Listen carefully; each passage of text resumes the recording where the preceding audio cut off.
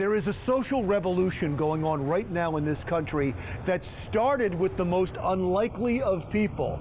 The sexual misconduct of powerful Hollywood producer Harvey Weinstein created an uprising of victims that shook Hollywood like a 7 on the Richter scale, and they've been feeling the aftershocks ever since. Actors Kevin Spacey and Ben Affleck, comedians Andy Dick and Louis C.K., directors James Toback and Brett Ratner, and executive producer Andrew Kreisberg have all now been accused of sexual misconduct. Journalism was next to feel the Weinstein aftershock. NBC News correspondent Mark Halperin, E! News correspondent Ken Baker, Hamilton Fish, the publisher of The New Republic, the head of NPR News, Michael Oreskes, Knight Landsman, the publisher of the Art Forum, and Lockhart Steele, who is the editorial director of Vox News, all now stand accused. Many had to resign. And now the uprising has spread to the political world. Judge Roy Moore, a controversial candidate in a special election for a United States Senate seat in Alabama, now has 5 women accusing him of sexual misconduct when the women were teenagers and he was in his 30s. I thought that he was going to rape me. I was twisting and I was struggling and I was begging him to stop. Judge Moore denies all of the allegations, but that hasn't stopped Republican leaders and thousands on social media to pressure Moore to drop out of the race. Politically active liberal comedian Chelsea Handler tweeted the following: "Imagine you are molested by an older man. That man denies it and goes on to be elected to the United States Senate. What kind of message does that send to young girls everywhere and men, to the men who abuse women?"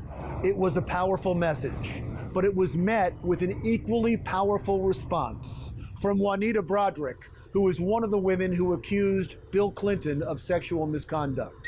She tweeted, "Yeah, Chelsea, I can imagine that. I was raped by the Attorney General of Arkansas, who then became governor and president. And my interview with NBC explaining the rape was held until after the impeachment hearings. But I'm sure you don't want to go there." Maybe Chelsea Handler doesn't want to go there, but why hasn't the media gone after Bill Clinton, the poster boy for sexual misconduct? Instead, they're going after former President George H.W. Bush and every woman that he butt-grabbed and told a bad joke to. Bill Clinton is accused of much worse. He is accused of exposing himself and harassing Paula Jones, of molesting Kathleen Willey, of raping Juanita Broaddrick.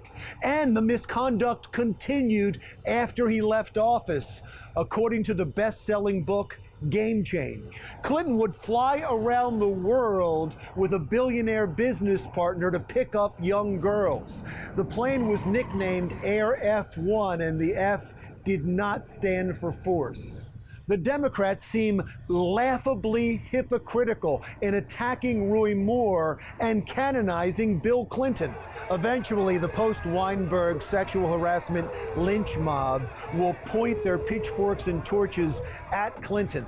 And his supporters will not be able to say, well, that happened long ago, because it happened exactly the same time as Judge Roy Moore's alleged sexual misconduct. The Clinton camp was famous for attacking his accusers, but I don't think the term bimbo eruptions will work in this climate.